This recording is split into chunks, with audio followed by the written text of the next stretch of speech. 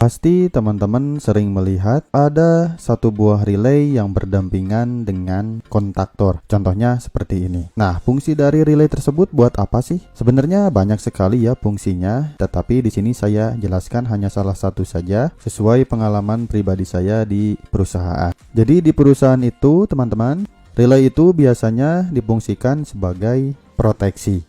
Jadi saya contohkan rangkaiannya kayak gini. Jadi di sini ada satu buah sensor ya, entah itu sensor apalah. Jadi sensor ini nanti untuk mengerjakan si relay ini. Nah, si relay ini nanti untuk mematikan si kontaktor ini. Jadi ketika sensor ini kerja, maka relay ini akan kerja, lalu kontaktor ini akan mati.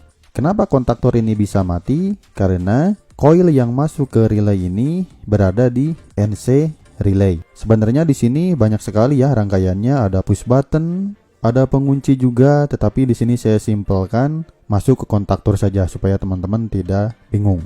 Nah, cara kerja dari relay ini kayak gimana sih? Jadi saya contohkan di sini kontaktornya akan bekerja, motor listriknya akan berputar. Nah, kayak gini contohnya, lihat. Nah, di sini posisi kontaktor dan motor 3 fasanya lagi bekerja. Kenapa bekerja? Karena posisi koilnya berada di NC relay, teman-teman, di 1 dan 4. Saya contohkan di sini memakai relay yang MK2P ya. Sebenarnya banyak sekali tipe-tipe relay, tapi lebih mudah saya akan jelaskan dengan tipe relay yang MK2P. Nah, si koil tadi masuknya ke nomor 1 dan keluaran nomor 4, lalu masuk ke kontaktor lagi.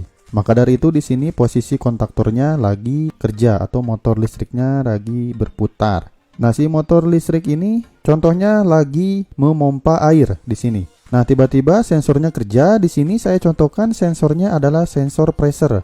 Jika nanti pressernya low, sensor ini akan bekerja, maka akan mematikan si motor ini. Nah, di perusahaan itu biasanya kayak gitu, teman-teman. Supaya lebih jelas lagi, saya akan contohkan di sini sensor ini akan kerja atau pressernya akan low, lihat.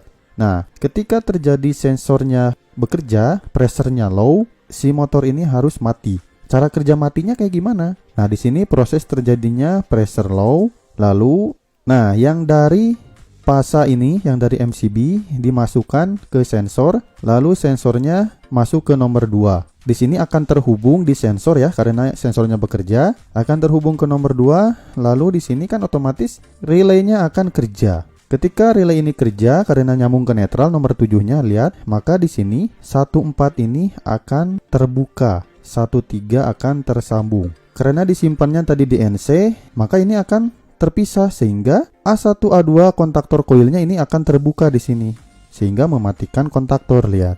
Nah, kayak gini, mematikan kontaktor, teman-teman. Jika mematikan kontaktor otomatis mematikan motor listrik juga. Nah, maka dari itu jika sensornya bekerja pressure low, maka akan mengerjakan si relay dan akan mematikan si kontaktor. Jadi cara kerja dari relay ke kontaktor tuh kayak gini. Biasanya di perusahaan-perusahaan itu sistemnya kayak gini. Dari sensor ke relay lalu ke kontaktor kayak gitu. Saya contohkan lagi kayak gini, lihat. Nah, di sini saya akan coba runningkan dulu motor 3 fasanya. Nah, sudah running. Lalu di sini tiba-tiba sensornya bekerja atau pressernya mengalami low.